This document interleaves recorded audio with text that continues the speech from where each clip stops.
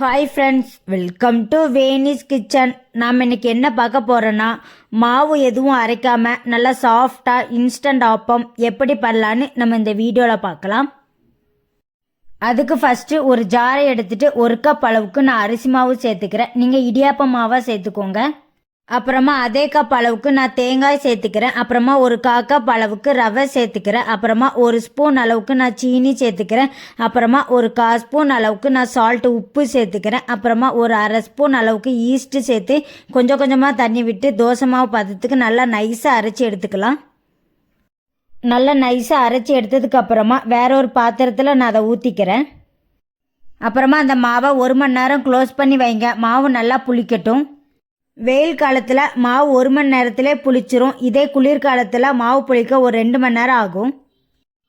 1 மணி நேரம் ஆகிட்டு பாருங்கள், மாவு நல்லாவே புளிச்சு வந்துட்டு. இதை நம்ம இப்போ ஆப்பம் சுட்டி எடுத்துக்கலாம். உங்ககிட்ட ஆப்பச்சட்டி இருந்தால் நீங்கள் ஆப்பம் சுடுற மாதிரி சுட்டி எடுத்துக்கோங்க.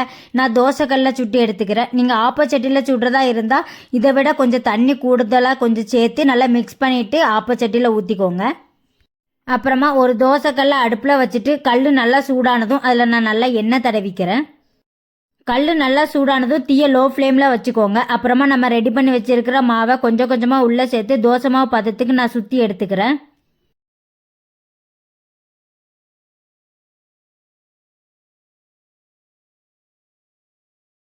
அப்புறமா ஒரு மூடியை வச்சு ஒரு நிமிஷம் க்ளோஸ் பண்ணி வைங்க. மேலே நல்லா வெந்து வரட்டும். மேலே நல்லா வெந்து வந்துட்டுனா அவ்வளோதாங்க, ரெடி ஆகிடும். அவ்வளோதாங்க, ரெடி ஆகிட்டு இதை வேற ஒரு பாத்திரத்தில் எடுத்து வச்சிடலாம். இதே மாதிரி உங்ககிட்ட மிச்சம் உள்ள மாவையும் ஆப்பம் மாதிரி சுட்டு எடுத்துக்கோங்க. அவ்வளோதாங்க, பஞ்சு போல் சாஃப்டான ஆப்பம் ரெடி ஆகிட்டு. இதோட டேஸ்ட்டு வெளியே நல்லா மொறு மொறுன்னு உள்ளே நல்லா சாஃப்டாகவும் இருந்துச்சு. இதே மாதிரி நீங்களும் உங்கள் வீட்டில் ட்ரை பண்ணி பாருங்கள். குழந்தைங்கள்லாம் ரொம்பவே விரும்பி சாப்பிடுவாங்க. உங்களுக்கு இந்த வீடியோ பிடிச்சிருந்தா லைக் பண்ணுங்கள், கமெண்ட் பண்ணுங்கள். வேனிஸ் கிச்சன் சேனலை சப்ஸ்கிரைப் பண்ணிக்கோங்க. பை ஃப்ரெண்ட்ஸ், நெக்ஸ்ட் வீடியோவில் பார்க்கலாம்.